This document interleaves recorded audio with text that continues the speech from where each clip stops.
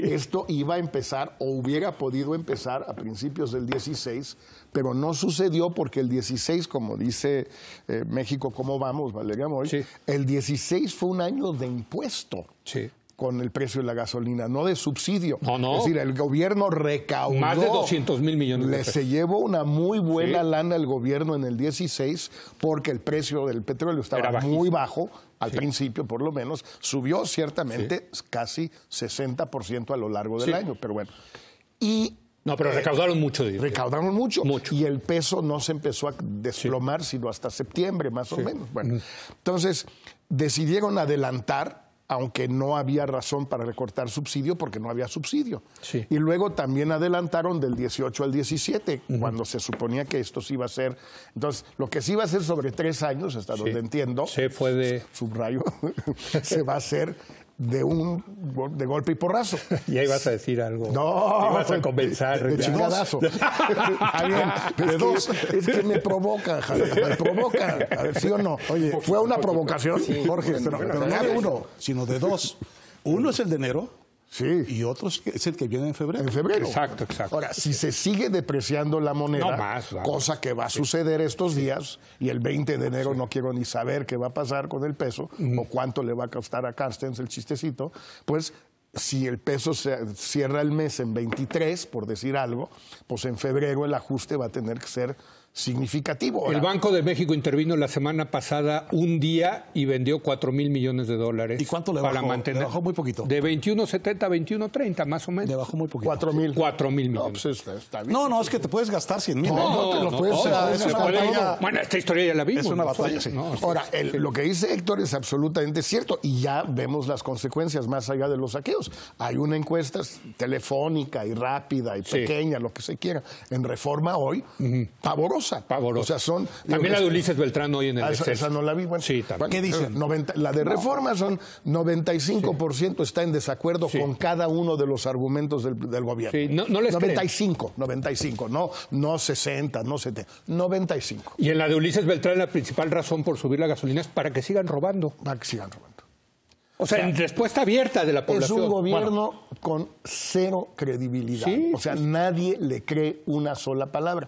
No se puede gobernar así. Discutimos aquí varias veces. Y se puede hacer pedagogía y comunicación con un gobierno que no tiene credibilidad. Es imposible. O sea, pero nada más para terminar el tema aquí es que si tú dices, como muchos dijeron, y a veces lo dijimos aquí nosotros, tampoco es tan grave que Peña esté tan abajo en las encuestas y que no le crean al gobierno porque pues al final del día no se gobierna con encuestas. Claro que es gravísimo. Claro, ¿Por qué? Porque vaya. cuando tienes que salir a explicar una medida antipopular y dolorosa y todo lo que tú quieras, no te cree nadie. Y cuando no te creen, a veces pues no te creen y se van a su casa. De hecho, el mensaje del presidente la semana pasada creo que fue de argumentos bien estructurados, salvo la pregunta ¿y usted qué haría? Que se convirtió como en la burla.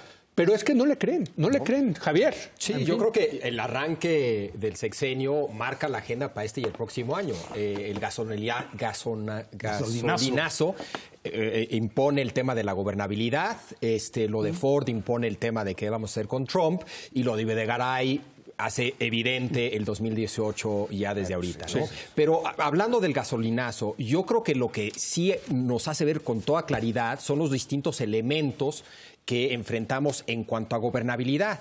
Primera, como resultado de una acumulación de crisis y escándalos, ya cualquier gota derrama el vaso. Sí. Este en particular es una gotota, ¿no? Pero entonces hay un enojo acumulado. Hay una acumulación de crisis y escándalos, ya cualquier gota va a derramar el vaso. Por falta de credibilidad, de legitimidad, al gobierno no se le permite derramar una sola gota. No puede hacer nada bien ya.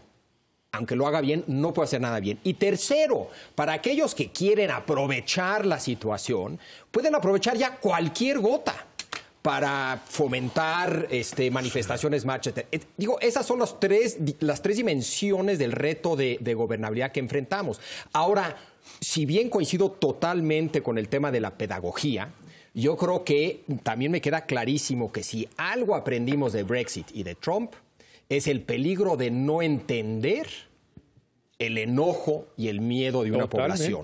pensar que una explicación tecnocrática como lo que se ofreció en Brexit o una explicación tecnocrática como lo trató de ofrecer Hillary es suficiente. Yo no digo que no sea necesaria, que no se tenga que hacer. Es que si no... Pero claro que se tiene que hacer. Pero eso es, ¿y qué más? Eso es discutir la gota. Pero eso es discutir la gota. Aparte el problema es el vaso lleno en el que está cayendo la gota. Exacto, ¿no? Pero el tema es, ok, se necesita esa explicación técnica. Eso coincidimos. Pero muchísimo más. ¿Qué más? Bueno, claramente... Claramente tiene que haber algo de empatía, tiene que hablarse del vaso lleno en el que cae la gota y no solamente de la gota. La explicación solamente fue de la gota, ¿no? Es que se hace por eso. Pero esa es la clase política, la acumulación de enojo tiene que ver con una clase política donde está incluido el presidente, que viene acumulando una serie de dispendios, abusos, robo y corrupción. Yo creo que la gente está, perdón, y ahora sí te voy a citar a Jorge Castañeda, hasta la madre de eso. O sea, tú le puedes explicar que tiene que ver con el tema del incremento de los precios del petróleo, de la devaluación del tipo de cambio. Pero al final del día, un componente importantísimo de la gasolina son los impuestos. 36% de lo que pagamos son impuestos. Y la gente dice, ¿y yo para qué estoy pagando esos impuestos? Si ahí está Javier Duarte, si ahí está la Casa Blanca, si ahí están los bonos que se dieron los diputados. O sea, ahí está otra parte de gente que está hasta el copete de que le sigan metiendo, sigan sacándole dinero de su bolsillo. Y por otro lado, ve en qué se gastan ese dinero, Héctor. Mira, voy de acuerdo contigo y con Javier. Pero en este caso, me gusta mucho la imagen, que te lo vi con Denise, el tema de que cualquier gota derrama de este vaso que está muy lleno. Es cierto, pero la gota sí importa. Digamos, en la historia, lo que produce motines es, por un lado, la sensación de injusticia, sobre todo cuando ésta se expresa en exacciones monetarias de tributos y aumentos de precios. Ese es el origen, digamos, sistemático. De manera que es muy importante que esta gota haya sido sobre los aumentos de la gasolina, que son efectivamente temibles. Por eso nadie les había entrado. El segundo lado de la explicación tecnocrática, sí, tiene un lado tecnocrático, pero tiene otro lado que un político elocuente podría volver una explicación comprensible y entendible para la gente. Y es esto que tú estás diciendo. ¿Por qué le va a creer la población mexicana a un presidente o un secretario de Hacienda que estos impuestos que va a recoger de la gasolina sí se los va a gastar bien?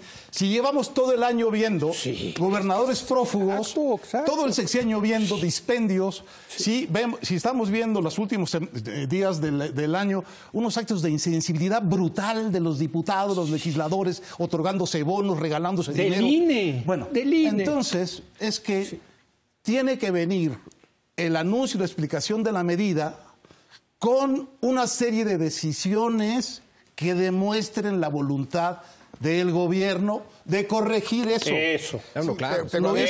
Lo hizo muy bien ayer el gobernador de Jalisco. Dijo unas cuantas cositas, si quieres, triviales respecto del tamaño. Dijo, aquí no va a haber aumento del precio del transporte público y al que aumente, tienen suficiente margen, y al que aumente le voy a revocar la concesión.